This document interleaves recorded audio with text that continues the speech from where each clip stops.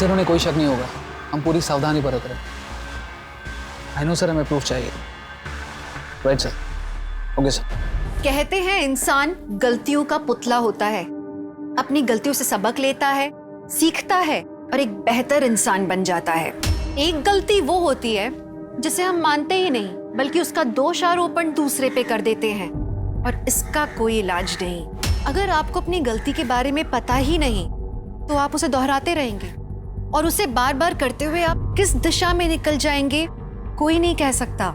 नमस्कार, मैं Divyanka Tripathi Dahiya crime petrol सतर्क विमेन अगेंस्ट क्राइम के इस एपिसोड में लेकर आई हूँ एक और सच्ची और दिल दहलाने वाली कहानी।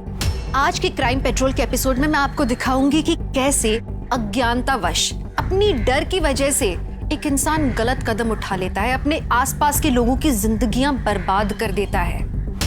ये अनोखी अविश्वसनीय कहानी 3 अध्याय में बटी हुई है। तीनों लड़कियों की कहानी। पहला अध्याय शुरू होता है अर्पिता से। आज या तो मैं इसकी जान ले लूंगा, नहीं तो मैं अपनी जान ले लूंगा। आप शांत हो जाइए, आपके हाथ के लिए अच्छा नहीं। अरे मेरे हाथ के लिए अच्छा नहीं है। मैंने बॉस से सिफारिश करके इतने अच्छे कॉलेज में इसकी एडमिशन करवाई, मैंने डोनेशन दे दिया। मैं क्या करूं सुशीला, मैं मना कर दूं अब? मुझसे नहीं होगा, प्लीज मामा बोलो ना। मामा मुझसे नहीं होगा, आप समझो प्लीज। मैं ये किस्सा ही खत्म करता हूँ। तो क्यों नहीं समझते पापा जो बोल रहे, समझ जाना। मैं ना आज ये किस्सा ही खत्म कर दूंगा। मैं इसकी जान ले लूंगा।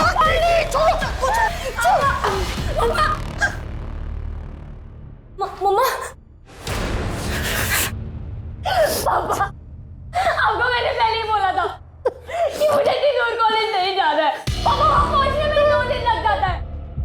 मम्मा, आप पापा को बोलो ना, मुझे नहीं जाना इतनी दूर कॉलेज। मैं यहाँ अच्छे से पढ़ाई कर लूंगी। मम्मा प्लीज आप बोलो ना पापा को। मैं ये सब होने नहीं दूंगा। मैं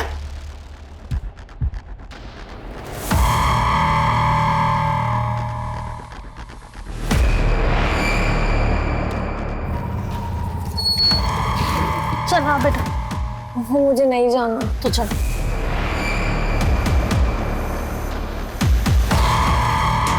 ये देखिए मैडम, ये देखिए कितना अच्छा मटेरियल है। कोई और साड़ी दिखाइए। और ये लेटेस्ट फैशन है। बेटा ये कैसे है? मैडम को दीजिए। वो ब्राउन वाले दिखाओ।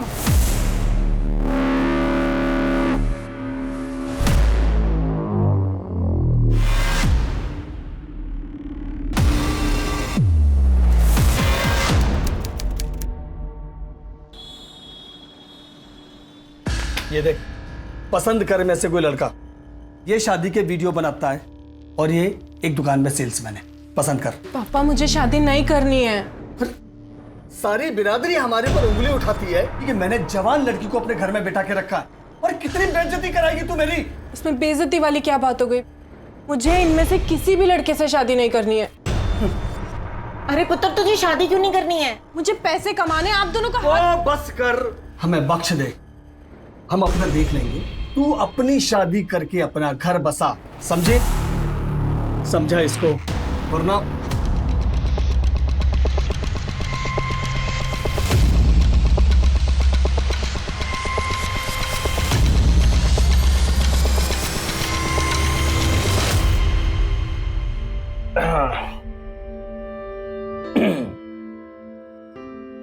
एक मिनट, पहले मुंह दिखाई दीजिए। क्या चाहिए आपको? देखिए जरा, आप क्या दे सकते हैं? ये लीजिए। Thank you. अब तो इजाजत है ना?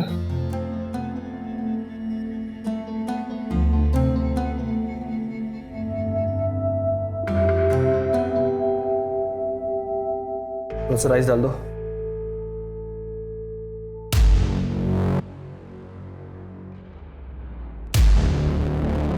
आप लोग कौन? हम लोग एंटी करप्शन डिपार्टमेंट से आए। आपको हमारे साथ चलना होगा। क्या? लेकिन क्यों? घूसखोरी के इल्जाम में आज डिपार्टमेंट में काम कर रहा है, उसने आपने घपला किया, इसलिए हमने इंक्वायरी बिठाई थी। आप बकवास कर रहे हो, ये मैंने कोई घपला नहीं किया। आप लोग को जरूर कोई गलतफहमी हुई है। मेरा बेटा ऐसा नहीं कर सकता। देखिए, आपको जो कुछ भी कहना है पुलिस थाने में कहना। चलो हमारे साथ। साहब चलो। मैंने कोई घपला नहीं किया साहब। सर मेरी बात मानिए साहब। चला। सर मैंने कोई घपला नहीं किया सर। गाड़ी में बेटा। साहब मेरा विश्वास करिए साहब। बेटा मैं सच कह रहा हूँ साहब, मैं सच कह रहा हूँ साहब। निकालो। पापा 7 साल की सजा सुनाई गई है। सारी बिरादरी हंस रही है हमारे ऊपर। मैंने सारी जिंदगी ईमानदारी से काम करके इज्जत से गुजारी है, और आज ये दिन देखना पड़ रहा है मुझे। आप ही लोगों की इज्जत थी ना मैं शादी करूं? मैं तो काम करके आप लोगों का हाथ बटा। एक निवेदन है तुझसे, आइंदा से तू इस घर में नहीं आएगी। मैं और बेइज्जती बर्दाश्त नहीं कर सकता। अब वो ससुराल ही तेरा घर है।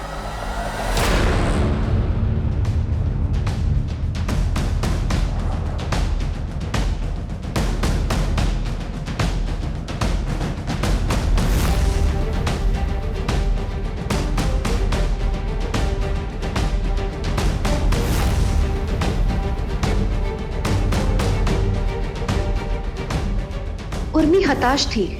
उसके सामने अंधेरे के सिवा कुछ नहीं था। उसका जीवन किस दिशा में उसे लेके जा रहा था उसे खुद नहीं पता था। उर्मी की जिंदगी आगे कौन सी दिशा में जाती है ये जानने के लिए हमें सिद्धि के अध्याय की ओर बढ़ना होगा।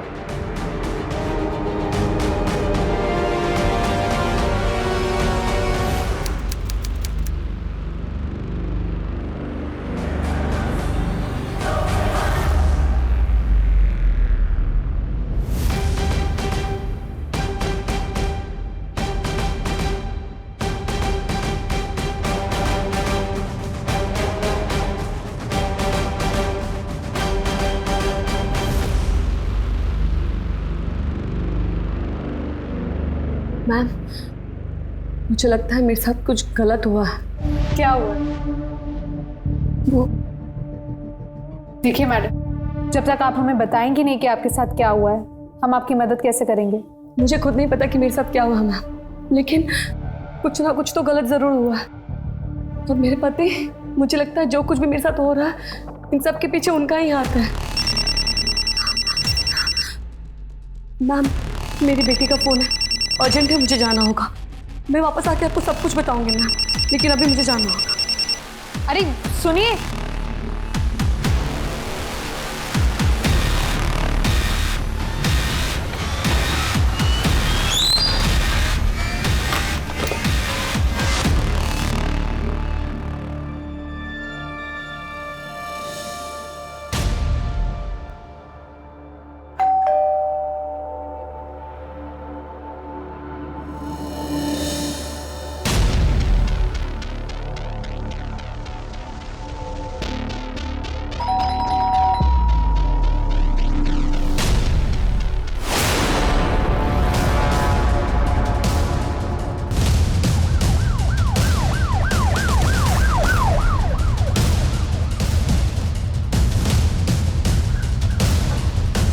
आइए।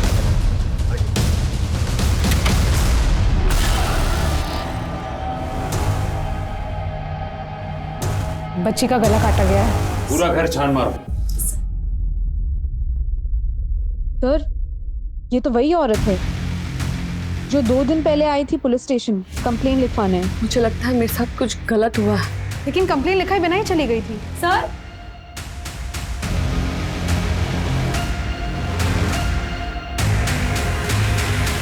सर, यहाँ डेड बॉडी है।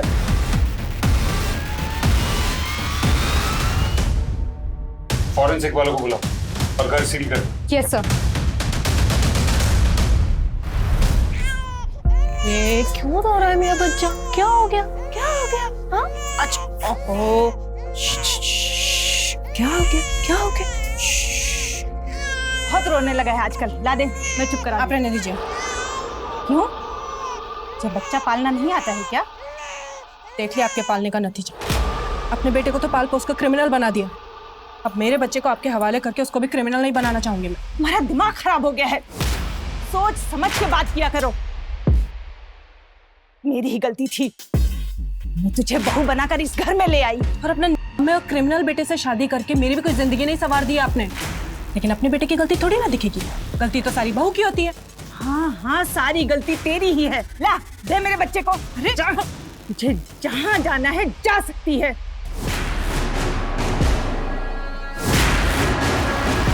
ये तुम्हारे किराएदार कौन थे ये लोग? कहाँ के रहने वाले थे और काम क्या करते थे? सर यही कोई 8-10 महीने पहले आए थे किराए का मकान ढूंढते हुए। मेरा ये जो मकान है वो शहर से थोड़ा बाहर है, इसलिए बड़ी मुश्किल से किराएदार मिलते हैं। आइए, आपको घर जरूर पसंद आएगा, देख ला फर्निश्ड भी है। आइए आइए, ये देखिए ये हॉल है, ये बेडरूम है, ये देखिए।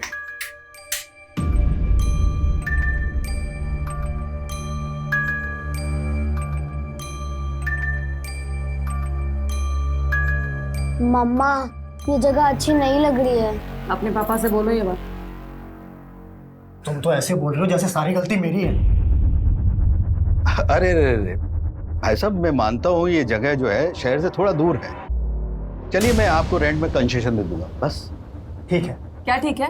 मुझे बात करने दो। हाँ, क्या बोल रहे थे आप? कितना कंसेशन दे रहे हैं आप? 500 रुपए कम कर दूंगा। एक काम कीजिए, आप ना 500 रुपये अपने पास रखिए, नहीं तो मैं आपको देती हूँ। चलो यहाँ से। बहन जी आप तो नाराज हो गए। चलिए 1000 रुपए, ठीक है? देखा, तुमसे तो कुछ नहीं होता। वैसे आप लोग नोएडा में नए दिख रहे हो, कहाँ से हो आप? अलीगढ़। गाजियाबाद या अलीगढ़? कुछ पता नहीं सर जी। दोनों काम करते थे या फिर आदमी काम करता था? पता नहीं सर। तुमने अपना घर किराए पर दिया और तुम्हें उनके बारे में कुछ नहीं पता? एक्चुअली सर जी, मेरा ये जो मकान है वो बड़ी मुश्किल से उठता था, और जब उठ रहा था तो मैंने ज्यादा पूछताछ नहीं। अगर ठीक से पूछताछ की होती ना तो आज हम यहाँ तुमसे पूछताछ नहीं कर रहे होते। जा सकते हो। वर्षा, उनकी पोस्टमार्टम को प्रायोरिटी पे करवाओ और दोनों फोन की CDR निकलवाओ।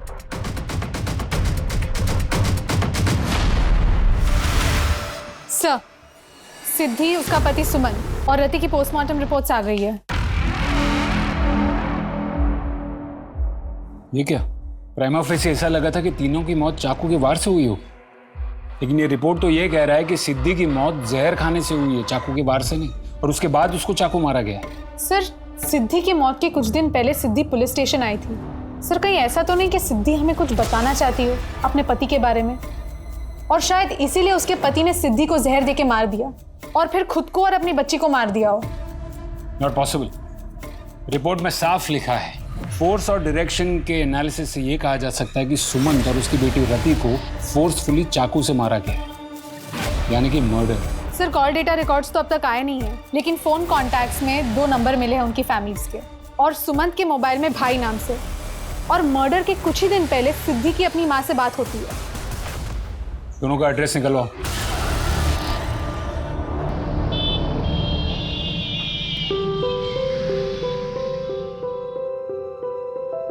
लीजिए, दवाई ले लीजिए। अब तो ऊपर जाने का टाइम आ गया है, क्या फायदा ये सब करके? दवाई लीजिए, ऊपर जाए आपके दुश्मन। कितना ख्याल रखती है तू बेटी, तू हमेशा खुश रहे, तुझे अच्छा पति मिले। सबकी किस्मत में अच्छा पति नहीं होता अंकल जी। कितने खुश नसीब होंगे तेरे घर वाले जो तुझ जैसी बेटी मिली। मेरे घर वाले ऐसा नहीं समझते, इसीलिए आज मैं अकेली हूँ। बेटी, अपनी रोजी रोटी कमाने के लिए यहाँ काम करते हो।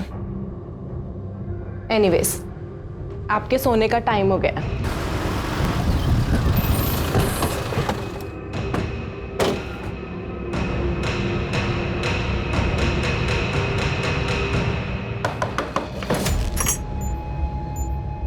जी, सिद्धि वर्मा आप ही की बेटी है? हाँ। आई एम सॉरी, आपके लिए एक बुरी खबर है। इंस्पेक्टर साहब, जो खबर आप मुझे आज दे रहे हो ना, उसे तो हमने 13 साल पहले ही स्वीकार किया था। वो एक ऐसे लड़के के साथ भाग गई थी जिसका हमारे साथ कोई मेल ही नहीं था। हमारे मालिक का बेटा सुमन, उसे समझाने की हमने बहुत कोशिश की। माँ, उसमें बुराई क्या है? देखो, मुझे उस लड़के के बारे में कोई बात नहीं करनी। आप उसको ठीक से जानते नहीं हो, और हम दोनों एक दूसरे के साथ खुश हैं। हमें किसी की जरूरत नहीं है। बेटा, ये असल जिंदगी है, कोई पर्दे पे चलने वाली फिल्म नहीं जो इस तरह के डायलॉग मार के तुम अपनी गृहस्थी चला लोगी। देख, समझने की कोशिश कर। बेटा, वो इतनी जिद्दी थी कि हमने तो उससे अपना रिश्ता ही तोड़ दिया। उसके बाद आपकी अपनी बेटी से कभी बात नहीं हुई? फोन किया था ना उसने हमें कुछ दिनों पहले। 13 साल। माँ आपने सही कहा था, ये जिंदगी है, पर्दे पे चलने वाली कोई फिल्म नहीं। मैं बहुत परेशान हूँ माँ, आपसे मिलना चाहती हूँ। मैं आ जाऊँ आपके पास रति को लेकर? आपकी नातिन है, वो बहुत ही प्यारी है, बहुत अच्छी है। आप मिलना चाहोगे ना उससे? अपने पति के साथ ही रहती हो ना? कहाँ रहती हो? मैं नोएडा में रहती हूँ, मैं मिलके आपको सब कुछ बता दूंगी। मैं आ जाऊँ? बरसों का घाव है ये, तुम्हें पता है ना उस वक्त हमारी कितनी बेइज्जती हुई थी। मुझे सोचने के लिए थोड़ा समय चाहिए। मैं हेलो हेलो मैं सोच ही रही थी कि उसे आने दो, मगर मुझे पता है कि मेरी बेटी की मौत का जिम्मेदार उसका पति ही होगा। उसके पति की फैमिली कहाँ रहती है?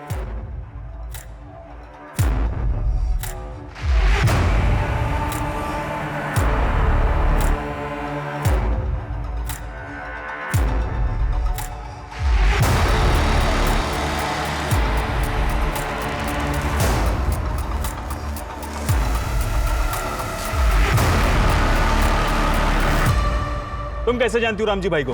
अरे बताया ना, वो जहाँ रहते वहाँ मैं ही उनकी देखभाल करती थी। मैं नहीं मानता। तो ठीक है, जाओ जगन व्यास समृद्धि विद्या आश्रम में और जाकर पूछ कर आओ। अब मुझे यहाँ का सारा हिसाब किताब देखना है। राम जी भाई बता रहे थे यहाँ नुकसान हो रहा है, इतने प्राइम लोकेशन पे दुकान होने के बावजूद नुकसान हो रहा है।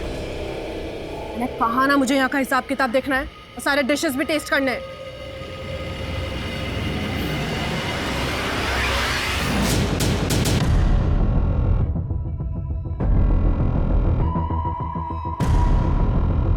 तुम ही सुमन के भाई हो?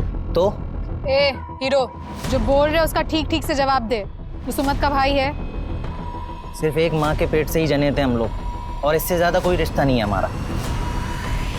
क्यों? क्योंकि वो मेरे बाप का कातिल है। क्या मतलब? क्योंकि पापा हमेशा उसी को चाहते थे, मुझसे कहीं ज्यादा वो उससे प्यार करते थे। हमेशा गर्व से कहते थे कि मेरा सुमंत होनहार है, देखना पढ़ लिख कर बहुत आगे जाएगा। नाम डुबोकर लड़की के साथ भाग गया।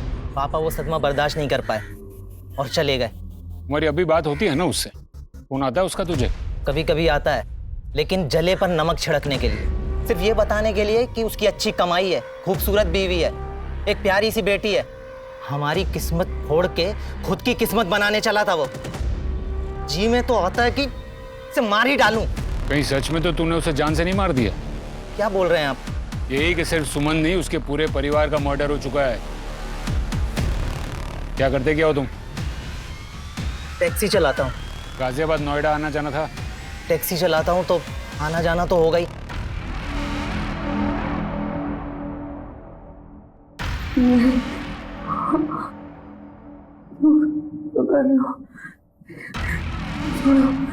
जाने दो। सर,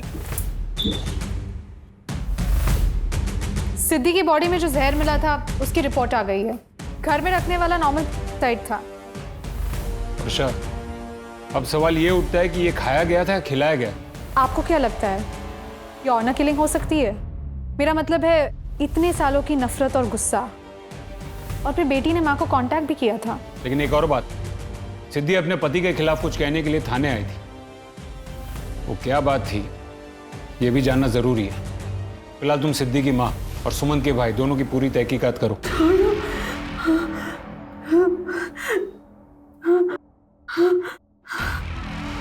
जाने दो मुझे, जाने दो।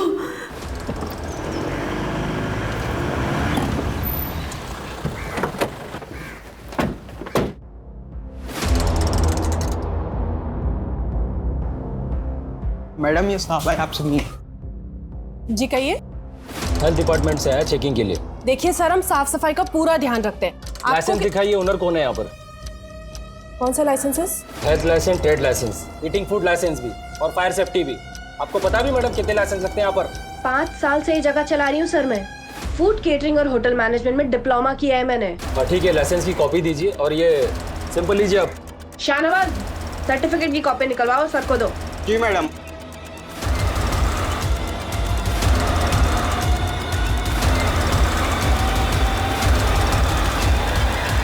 सर ये लाइसेंस के पेपर देखने में ऑर्डर में ही लग रहे हैं सर, और कुछ ऐसा संदेहजनक नहीं दिख रहा सर।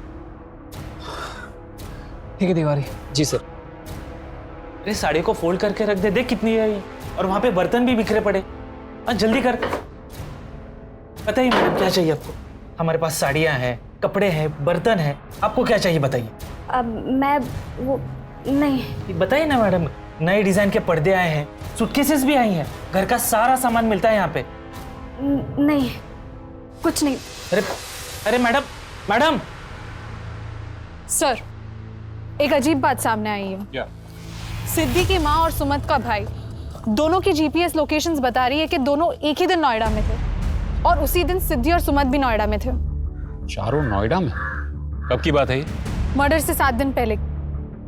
इसका मतलब सिद्धि ने अपनी माँ को फोन किया, उससे पहले वो एक बार उससे मिल चुकी थी। कमाल है, उसकी माँ ने हमें ये बताया क्यों नहीं? बुलाओ उन्हें। Yes sir.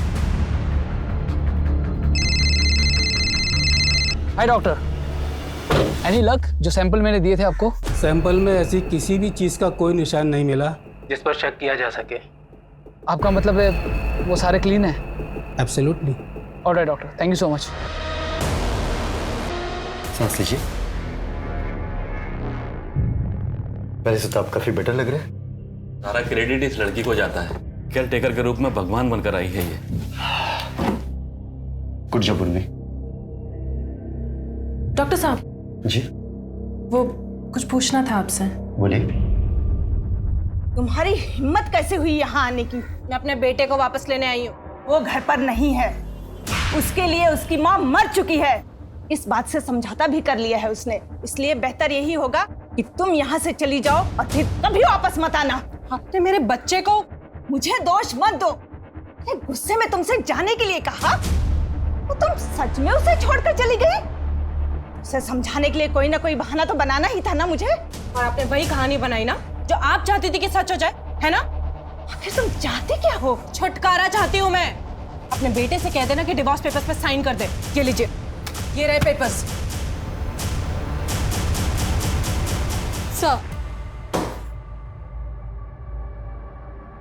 ये क्या तरीका है इंस्पेक्टर साहब? एक क्रिमिनल की तरह आप मुझे यहाँ घसीट कर ले आए हैं। आप हमें बताइए कि ये क्या तरीका है?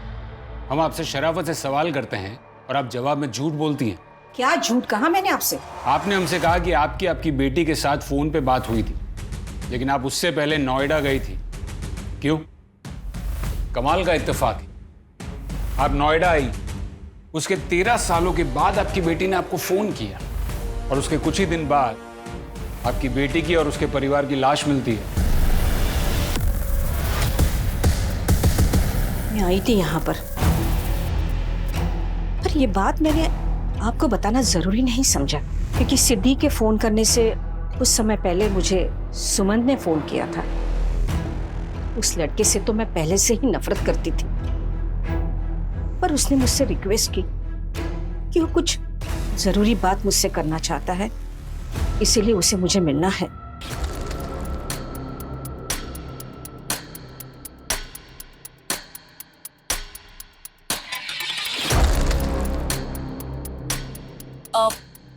ये कहाँ लेके आए?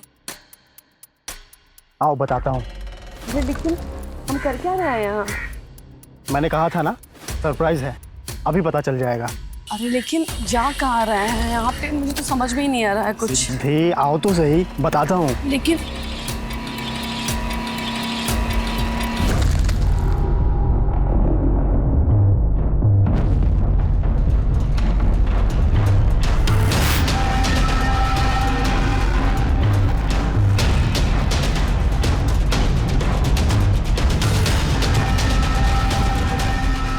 बहुत सालों के बाद मैं अपनी बेटी को देख रही थी। मगर इतनी क्या जरूरी बात थी जिसका हवाला देकर सुमन ने आपको यहाँ बुलाया?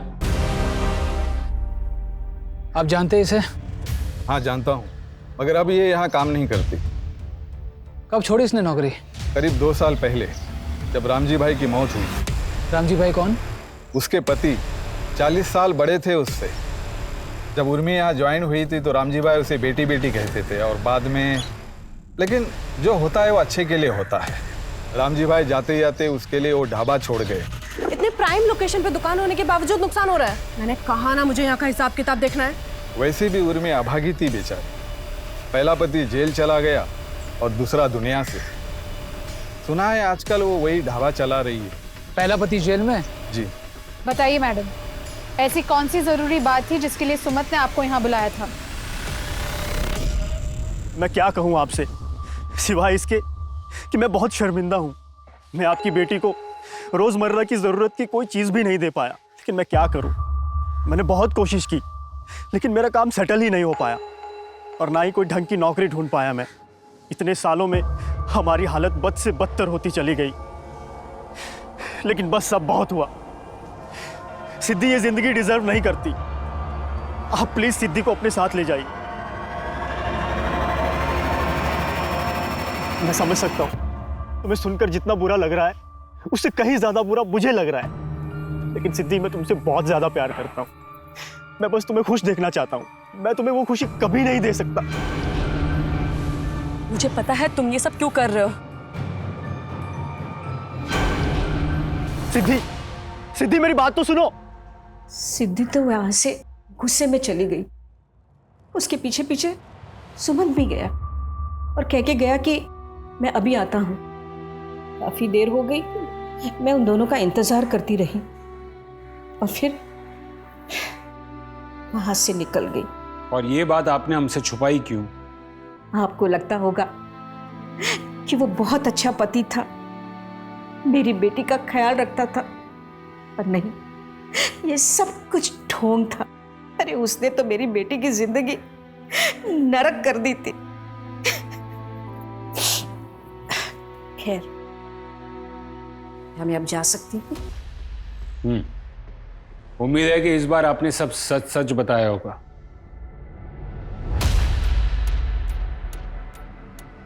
इंस्पेक्टर साहब, मेरी बेटी की कातिल को मत छोड़ना। वर्षा, अगर हम शुरू से कैलकुलेट करें तो सबसे पहले हमें सिद्धि, सुमंत और रति की लाश में पोस्टमार्टम के मुताबिक सबसे पहले तीनों में से सिद्धि की मौत हुई, और वो भी जहर खाने की वजह से। दूसरी बात, मरने के 2 दिन पहले सिद्धि यहाँ पुलिस स्टेशन आती है और वो कुछ कहना चाहती है, लेकिन बिना कुछ कहे चली जाती है। उसी दिन वो अपनी माँ को भी फोन करती है। माँ, आपने सही कहा था, ये जिंदगी है, पर्दे पे चलने वाली कोई फिल्म नहीं। माँ, मैं बहुत परेशान हूँ माँ। इन दोनों बात में एक चीज कॉमन है कि वो अपने पति के बारे में कुछ कहना चाहती थी। और मेरे पति, मुझे लगता है जो कुछ भी मेरे साथ हो रहा है इन सब के पीछे उनका ही हाथ है।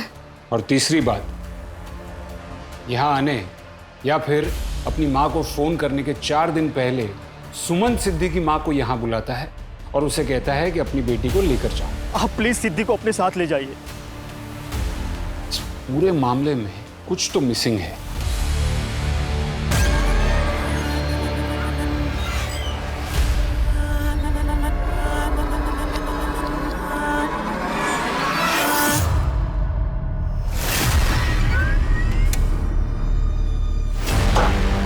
आप लोग अंदर कैसे हैं?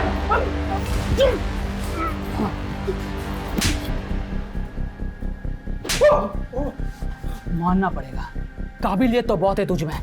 काश अपना दिमाग सही जगह पर इस्तेमाल किया होता, ना ही कि क्राइम में।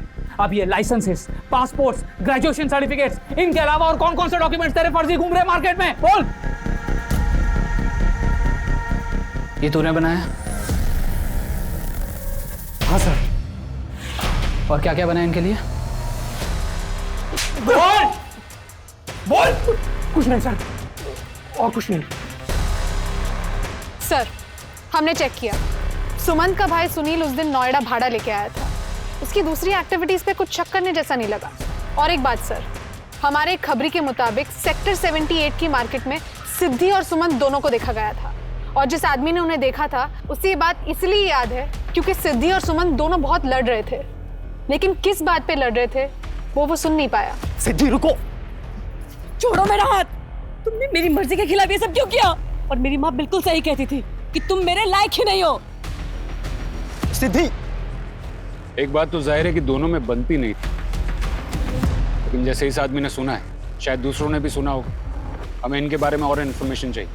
जी सर। ऐसी कौन सी बात है जिसकी वजह से जिंदगियां ऐसे खत्म हो गई?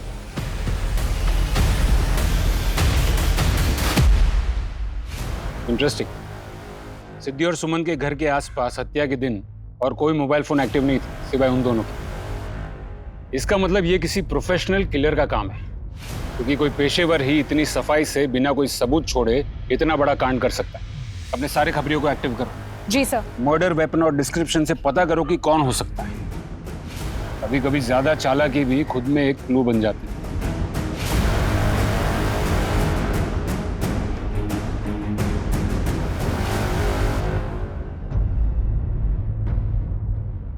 सर, चाय वालों को तो कुछ नहीं पता।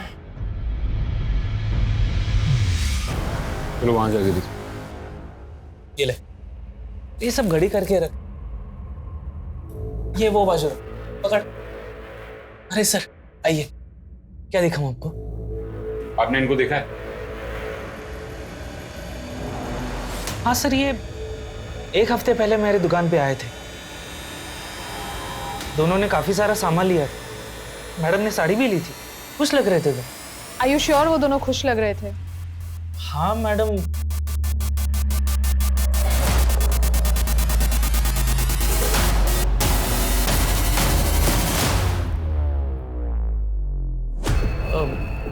मतलब खुश तो लग रहे थे, इतना नोटिस नहीं किया मैडम। क्योंकि जहां तक हमें मालूम है, जिंदगी से तो काफी नाखुश थे दोनों। मैडम मैंने जो देखा वो आपको बता दिया। कुछ प्रॉब्लम तो दिखा नहीं मुझे।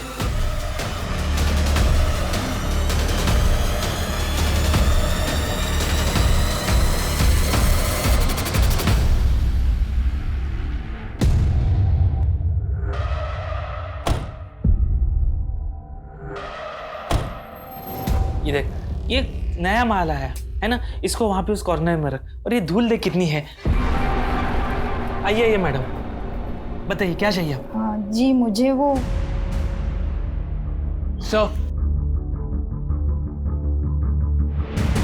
सर ये पूरी रिपोर्ट ढाबे की मालिक उर्मी ढोडिया की है। सर ये औरत हाईली एम्बिशियस और इंटेलिजेंट है, और सर इसके पहले पति से ही मेरी बातचीत हुई है जेल में। साहब, मैंने रिश्वत उर्मी के कहने पे ली थी। मैं उसकी बातों में आ गया था। साहब, उर्मी को पैसों का लालच बहुत है साहब। Good job Pradeep. अब तकरीबन सारे सबूत है हमारे पास। हम जितना समझ रहे थे उससे ये मामला काफी ज्यादा उलझा और संगीन है, लेकिन अब बहुत जल्द सब साफ हो जाएगा। ये देखिए मैडम, एकदम मजबूत टिकाऊ बैग है, बहुत बढ़िया क्वालिटी है। एक्चुअली मुझे कहा गया था, वो अर्जेंट है। अगर आज के आज ही हम लोग। मैं समझ गया मैडम, आप मेरे साथ आइए। तुम्हारी सैलरी भी डबल कर दी है मैं, और ये बात तुम अच्छे से जानते हो कि अगर मेरे साथ रहोगे तो एक्स्ट्रा पैसे भी कमाओगे। इसलिए ज्यादा दिमाग मत चलाओ, जितना कहा जा रहा है वो करते रहो।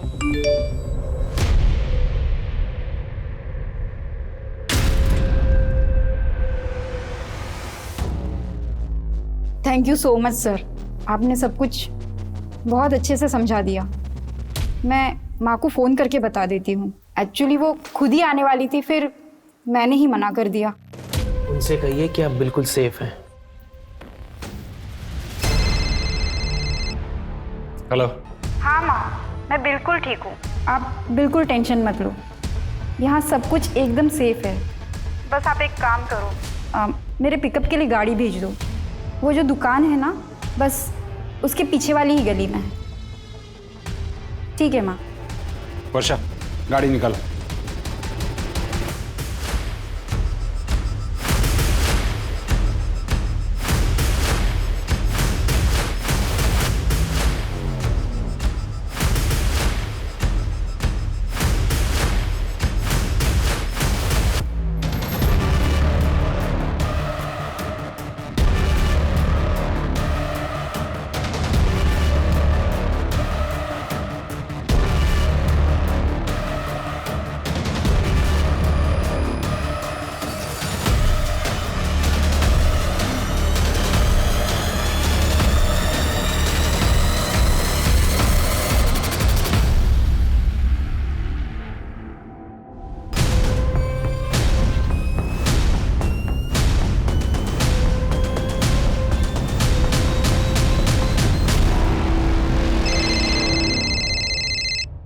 हाँ मदन बोलो, मरने वाली फैमिली की सुपारी किसने दी थी, कुछ पता चला?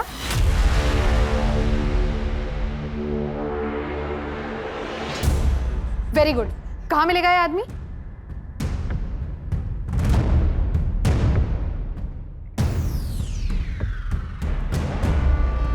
सर, किलर के बारे में इंफॉर्मेशन मिली है। गुड, टीम तैयार करो, उठा लो उसे। Right sir. उठ। अब मुंह खोलेगा कि प्यार भरी बातें और करूं तेरे साथ।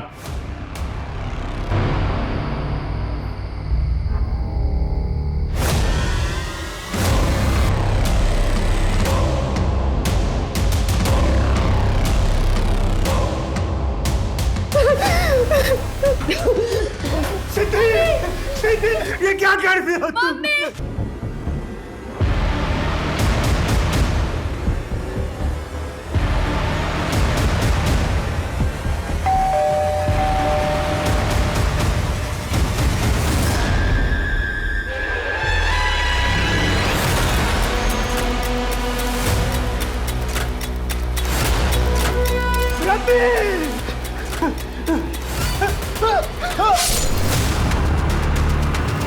किसने दी थी सुपारी? मैडम ये सारा आइडिया उस गजेंद्र का था। हम दोनों की दुकानें आसपास थी तो वो कभी कभी खाना खाने आ जाता था। फिर एक बार बातों ही बातों में उसे पता चला कि मैंने डॉक्टर को असिस्ट किया तो ये दुकान और ढाबा चला के हम अमीर नहीं बन सकते उर्मी जी।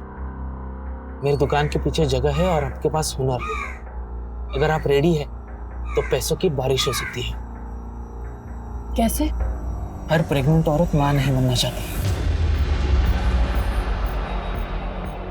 सही कह रहे हैं आप। जब मैं भी मां नहीं बनना चाहती थी तब मुझे भी कोई रास्ता नहीं मिला था। तो आपसे बेहतर कौन समझ सकता है कि हमारे समाज में ऐसी औरतें हैं जो ये कदम उठाना चाहती है लेकिन उठा नहीं सकती क्योंकि उनके पास जगह नहीं। सिद्धि का मर्डर क्यों करवाया? सब सिद्धि हमें धमकी देके गई थी। सिद्धि रुको, छोड़ो मेरा हाथ। तुमने मेरी मर्जी के खिलाफ किया ये?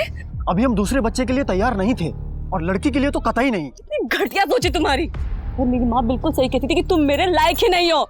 छोड़ूंगी नहीं मैं तुमको, और ना उन लोगों को जिन्होंने मेरे साथ ये सब किया है। सिद्धि,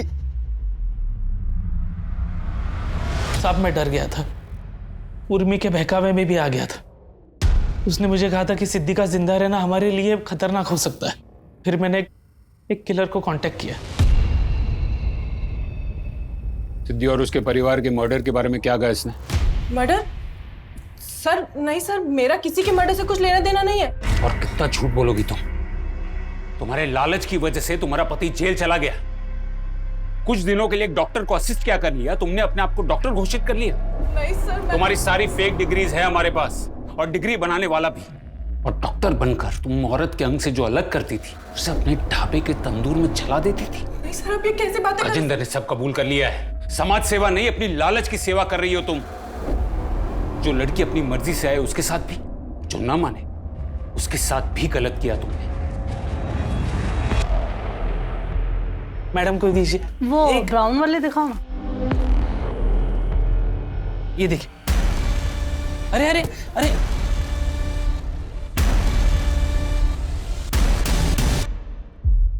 I'm sorry, लेकिन मैंने आपको पहले ही वार्न किया था कि प्रोसीजर काफी रिस्की है। और आपने भी नहीं बताया कि अर्पिता को पहले से ब्लड प्रेशर का प्रॉब्लम था। हमें खुद को ही नहीं पता था कैसा ब्लड प्रेशर है। देखिए अब इसमें मैं क्या कर सकती हूँ। और आपने रिटन कंसेंट पे साइन भी किया है जिसके क्लॉज में साफ साफ लिखा है कि जान को खतरा हो सकता है। देखिए, ये मान लीजिए कि वो ऊपर वाला आपकी प्यारी बेटी को अपने पास रखना चाहता था।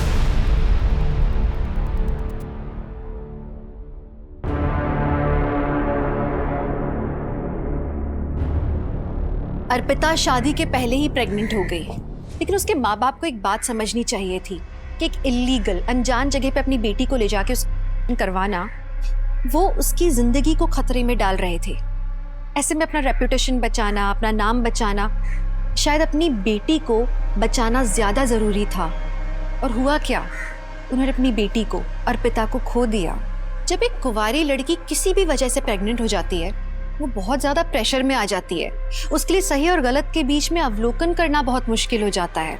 इसीलिए बहुत जरूरी है कि माँ बाप अपने बच्चों के दोस्त बन के रहें ताकि बच्चों को भी भरोसा हो अपने माँ बाप पे कि जब वो सच बताएं तो उन्हें बहुत ज्यादा डांटा नहीं जाएगा, बल्कि सही रास्ता दिखाया जाएगा, क्योंकि बच्चों का एक गलत निर्णय उनके लिए जानलेवा साबित हो सकता है।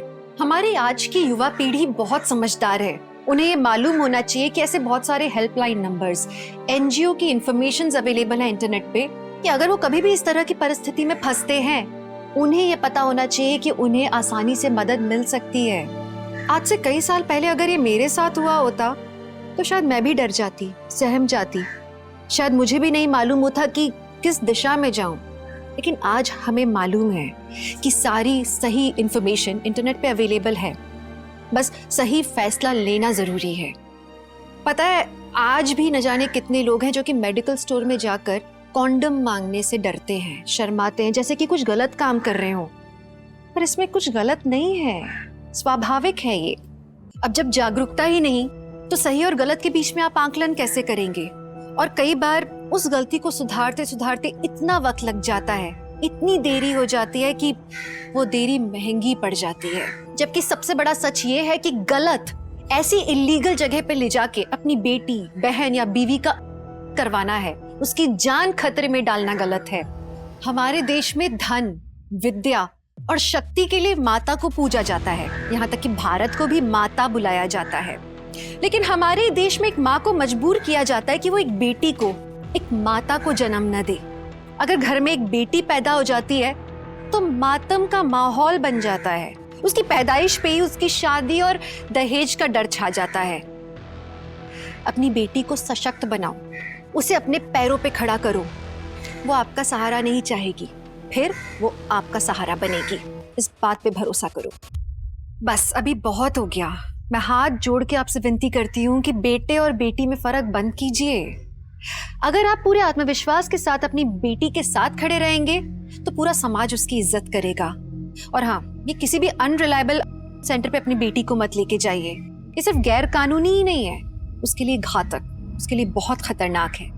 तो मैं दिव्यांका त्रिपाठी दहिया अब लेती हूँ आपसे विदा, इस वादे के साथ कि आपसे फिर मिलने आऊंगी एक और नई और सच्ची कहानी के साथ।